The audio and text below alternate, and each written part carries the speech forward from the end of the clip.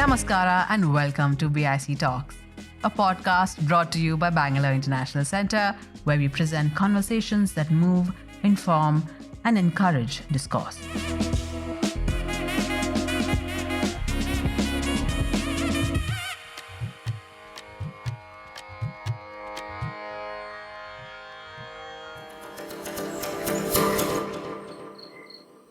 The Gift That Keeps On Giving is a 5-part series on the life and work of poet and scholar of Indian literature and linguistics, A.K. Ramanujan. Episode 3: The Translator and the Teacher. A.K. Ramanujan received his Bachelor's and Master's of Arts in English Language and Literature from the University of Mysore. He taught at several universities in South India, after which he pursued a diploma in theoretical linguistics from Deccan University in Pune. At 30, he was awarded a Fulbright scholarship to Indiana University, where he would complete a PhD in linguistics.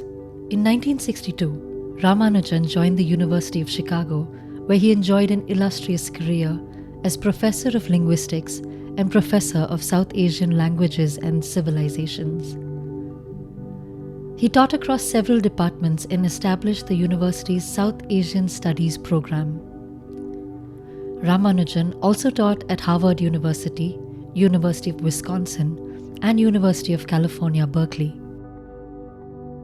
Ramanujan's critical work in Indian folklore and translations of Indian classical literature are highly regarded around the world and is taught in India and the US. Well, here's the thing, that I learned reflexivity from Ramanujan. And once he gave me that word, I can't stop using it. I love it. I also find it very, very meaningful. I also find it a very, very, very sharp tool of analysis.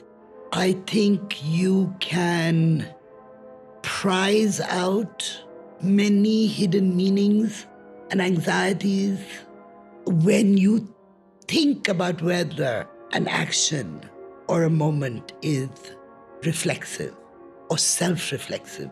Actually, the correct formulation is self-reflexive. So I cannot experience it in Raman's way, but I can understand what it means to see myself in it. He taught me that reflexivity is important, that in many ways I think that reflexivity is the first step. Self-reflexivity is the first step to analysis or understanding, yeah? Figure out where you are first. Figure out who you are before you say something. You think like, wow, that is so logical. But I hadn't heard it till the 1980s, and maybe people had never heard it before either, but he really gave it to us in two ways. This is the very important thing, always about Ramanujan, that he gives you something as an aesthetic, but he also gives it to you as an analytic tool, and it's exactly the same thing. That is his genius. That his aesthetic and his analytic is actually comes from the same place.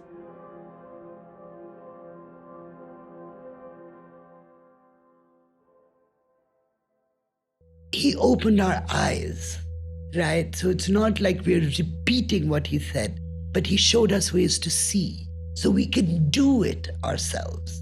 But I think also, which I think is much less acknowledged, is that he was also teaching us how to translate without teaching us how to translate, because he was translating all the time and we were reading his stuff.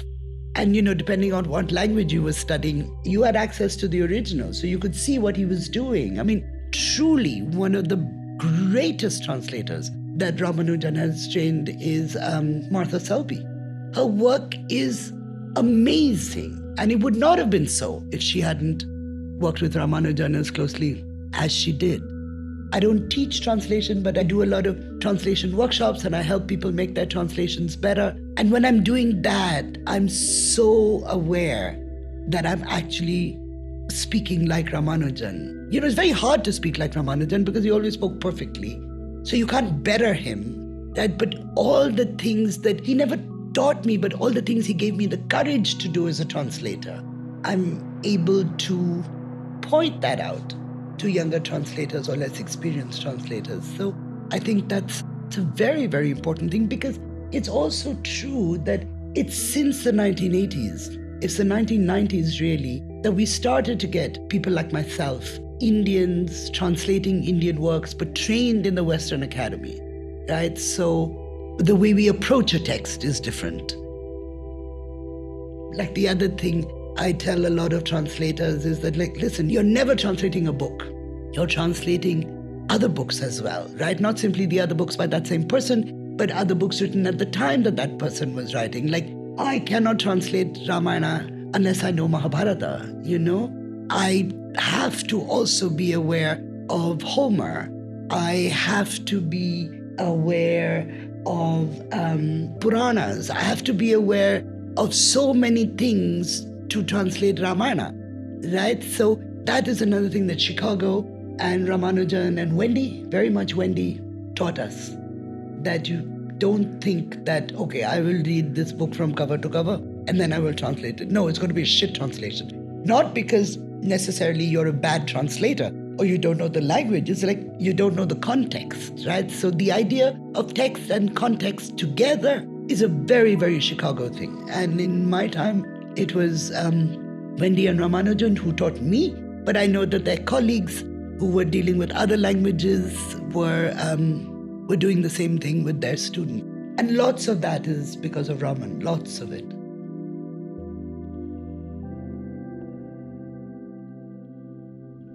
It's a very complex, question also because it's about identity. But I think the key word here is translation. As you know, trans is, to carry across, translate is to carry across, which is what the word metaphor also means, to carry from A to B. So I've considered myself a translator.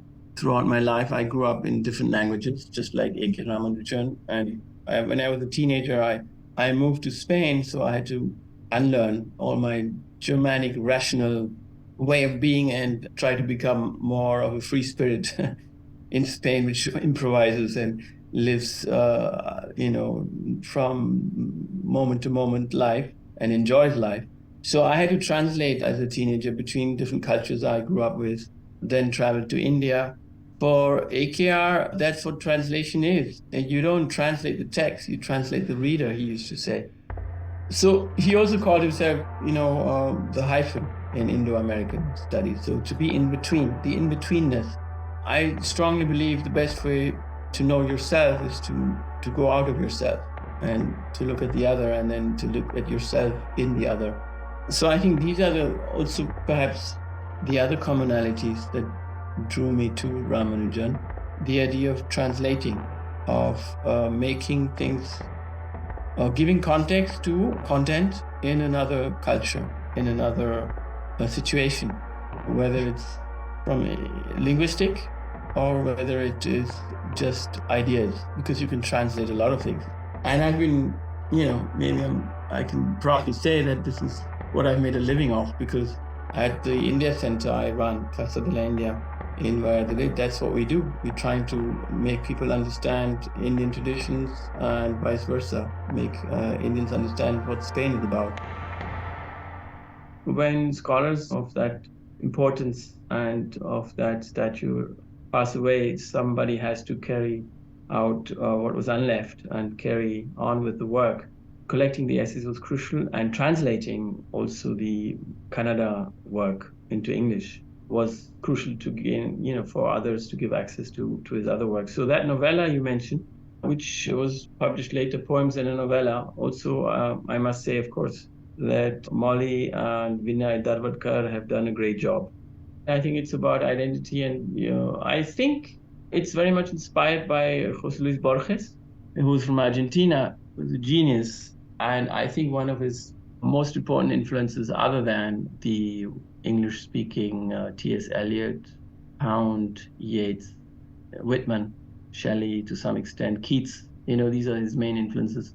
But other than that, Borges has his beautiful, beautiful short stories. It's the Doppelganger. The Doppelganger is a German word. It's the double, basically. You find your double. You see yourself and how you have an outsider perspective and how you have a dialogue with yourself. We do that to some extent. He also approaches the same topic in a different way, in a more philosophical way in Second Sight, where he talks about the watchers the Purusha and the Prakrit, the Purusha which remains, and this is in the Upanishads about the two birds on the same tree. One of them eats the fruit, the other one watches, the permanence versus what moves, and Prakrit, what is life, nature. This outsider, inside way of looking at things, the double identity, the self-consciousness, interdisciplinarily. I think that was a gift. I could see how Ramanujan, as he was working on folklore, he was working on essays, he had left poetry drafts intermingled with his diaries. Now if you go to Chicago, if you were to go there, it's all separated in different files. But I was able to see the material as it was left, as he worked. I could see the creative mind behind this multidisciplinary work, and it was quite astounding to see. And a lot of the poems are actually about the act of writing, about the act of poetry writing, and about creation. I would say his poetry is about what art is about, what the inspiration is, all of it. And it's a very ordinary thing. It's just a little bit like what he describes in the mystic poems of the Vachanas, the Lingayats, Basavana, Akamahadevi. They have this concept called kripa, grace. That's in spiritual terms, and they practice that. But poems come out of such experience, spiritual, mystical, but they can just come out of very ordinary experiences as well. It's a very similar thing. So a lot of his poems, particularly in the 70s, are about that. He was the one that understood how Indian literature is not just self-contained traditions. No, you have the classical, you have the Margam, you have the Deshi, that is all the regional, and you have the oral, the folk, and they're all interconnected. They cross-fertilize each other.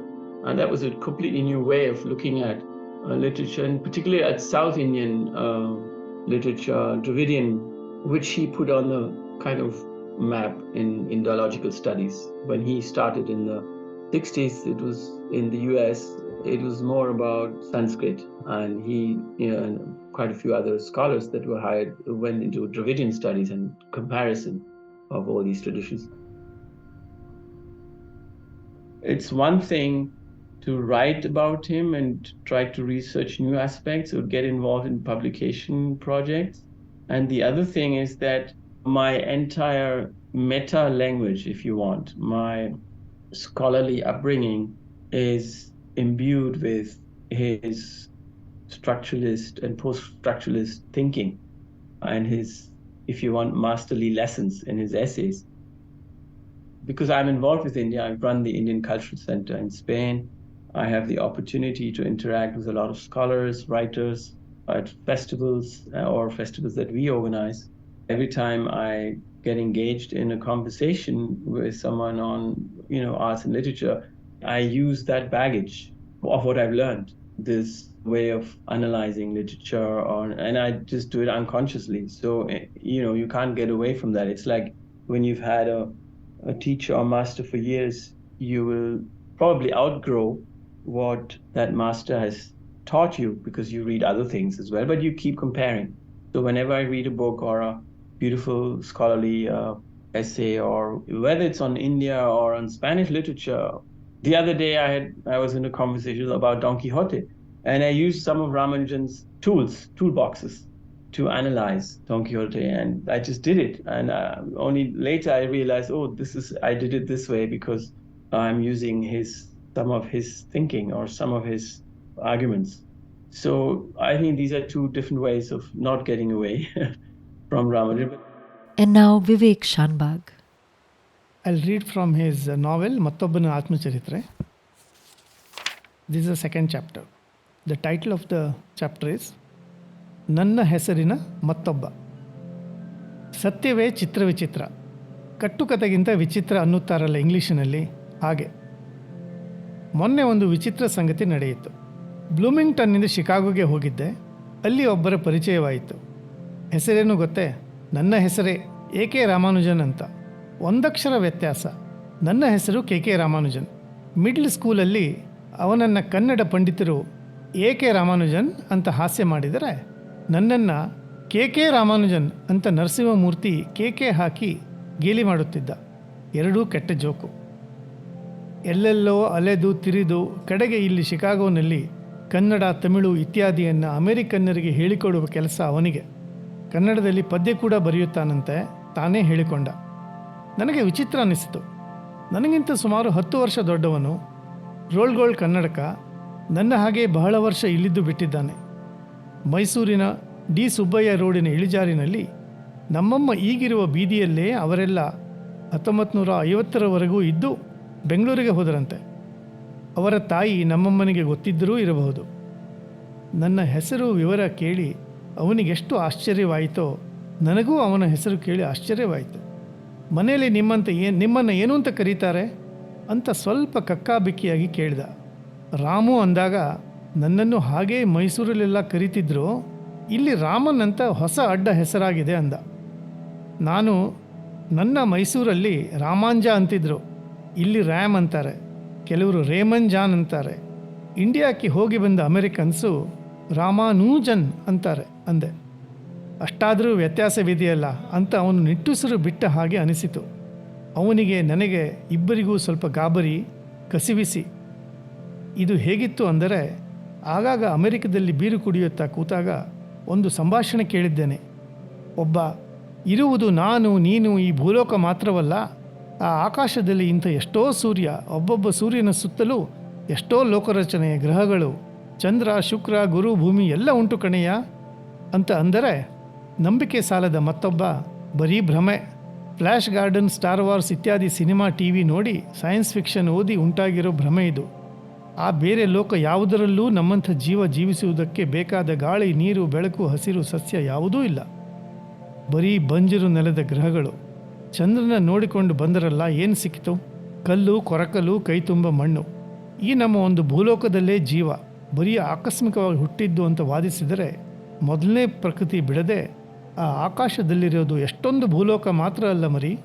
ಸಂಖ್ಯಾಶಾಸ್ತ್ರದ ಪ್ರಕಾರ ಹೀಗೆ ನನ್ನಂಥ ನಿನ್ನಂಥವರೇ ಆ ಲೋಕಗಳಲ್ಲೂ ಇಂಥದ್ದೇ ಟೇಬಲ್ನೆದುರು ಕೂತು ಇದೇ ಹೆಸರು, ಮುಖ, ಮೈ, ಬಟ್ಟೆ ಬರೆಯಲ್ಲಿ ಇದೇ ತರಹ ಮಾತು, ಚರ್ಚೆ ಮಾಡುತ್ತಿರುವುದು ಸಾಧ್ಯ ಅನ್ನುತ್ತಾನೆ. This was in 79. Interestingly, his novel was not much discussed in Kannada. And I feel it was ahead of its time, because it is, if you read it now, it is almost like a postmodernist novel. And that was not very well received, as well as his stories, I must say, because his stories were so well received, celebrated. Not his novel. Maybe because it was slightly ahead of its time. That novel is also about writing, is also about how honest a writer can be or should be. It is also about looking inward. And when you really look inward, how much courage one has or one can have to face those things. So when you start looking inward, it also depends on how much courage you have to go, deep. So novel raises all these questions. It's also about writing. It's also about language.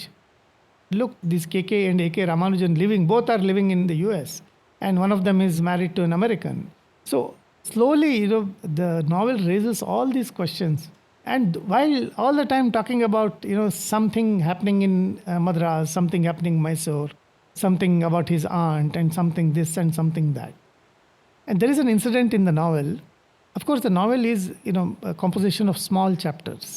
And in one of the chapters, there is the narrator's friend is from Andhra, and he has left his family back in India, and he is there for his PhD.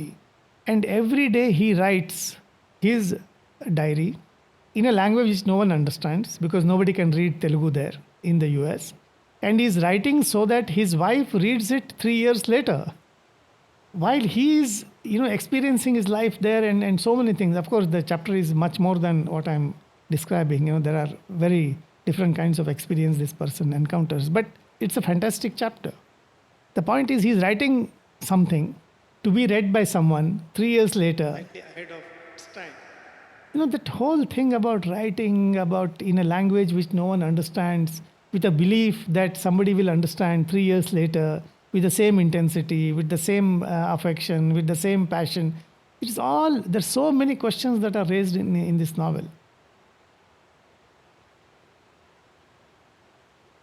How do you bring experiences which are outside of Kannada ethos into Kannada?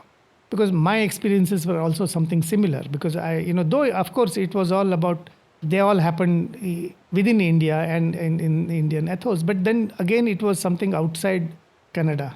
So the struggle that he had, or some successes in bringing those experiences into Kannada and making Kannada amenable to this, is something that every writer, I think, must learn.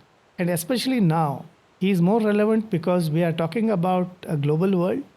So many of our writers live outside India and outside Karnataka and also away from Kannada. So I think Ramanujan is still relevant if you see it from this perspective.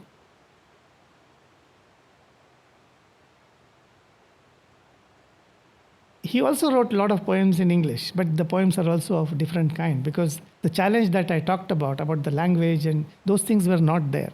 But I suppose that his challenge in that was to take his Kannada experience into English, maybe. I'm not sure, but I'm just guessing that could also have, because unless you have, Ramanujan is the kind of a person who liked such challenges, especially with language. He was a linguist also. He enjoyed using languages. He enjoyed when people used language differently. So I guess, that also probably might be behind his English poems.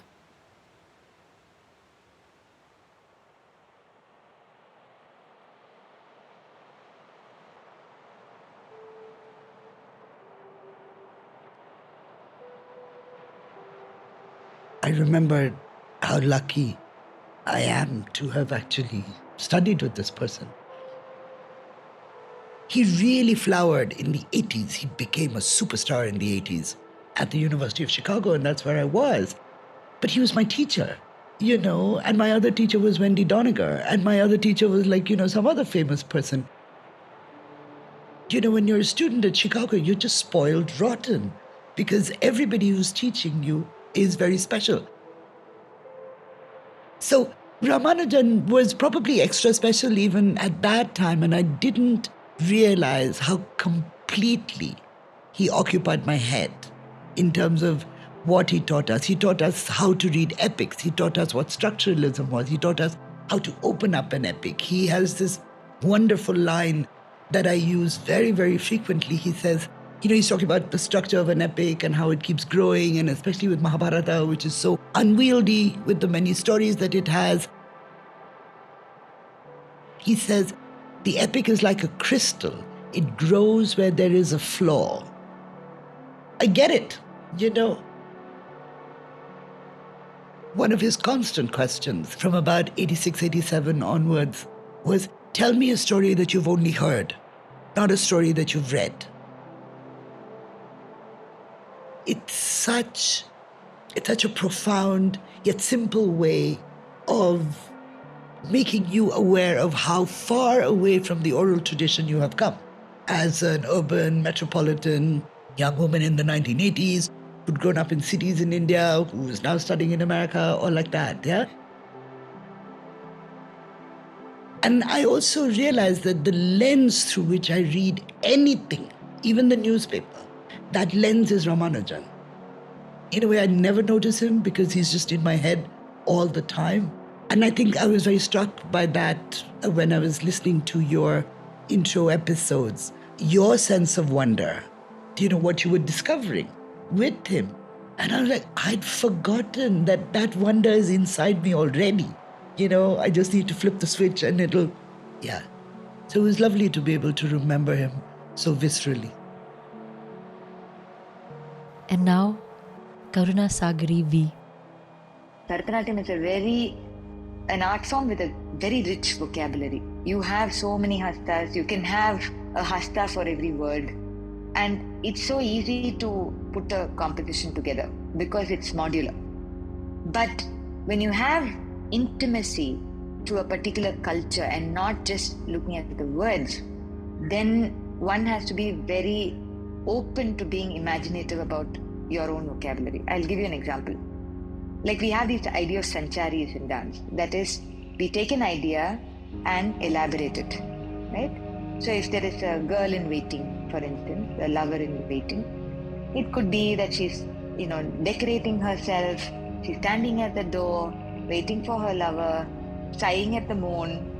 These are tropes you'll see in Bharatanatyam. But because of my work in Sangam, I don't take those tropes as a given. I don't start there, because let us say if there is a girl from the Sangam era, she would have worn skirts made of very large leaves, which are every day sewn together, and she wears them as a skirt. So when she moved, it meant the leaves moved, and there was nothing much on her bosom. And they had these long palm leaves which were rolled into small rolls or slightly bigger rolls, and that was what is considered as ornament in the ear.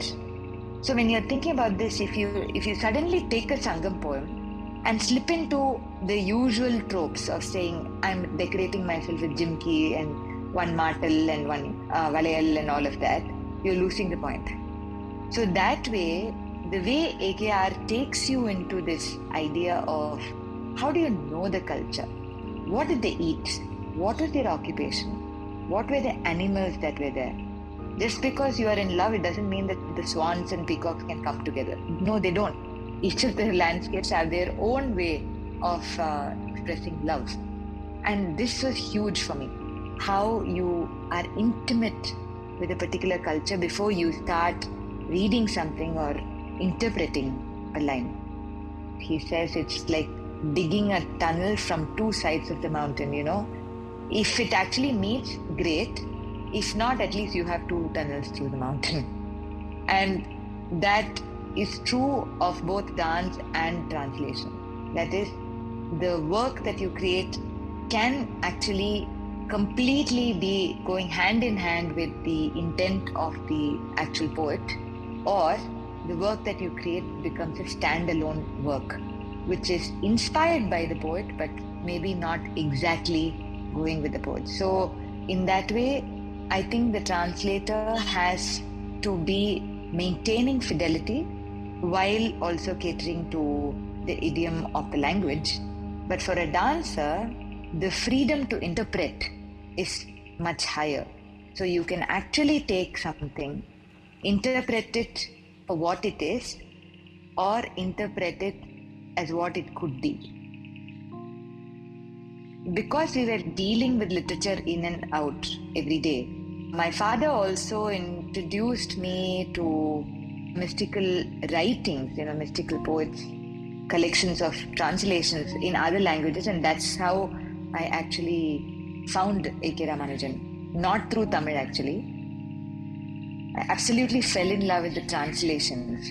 It was through the translation of the Vachanas, speaking of Shiva. But my father always spoke highly about the afterword, which AKR always gives in his books.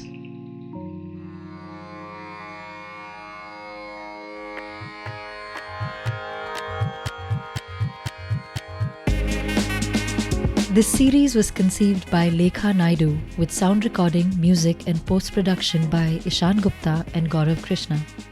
We would like to acknowledge the generous contributions of Ashia Sattar, Guillermo Rodriguez, Karuna Sagari V, S.G. Basudev and Vivek Shanbag.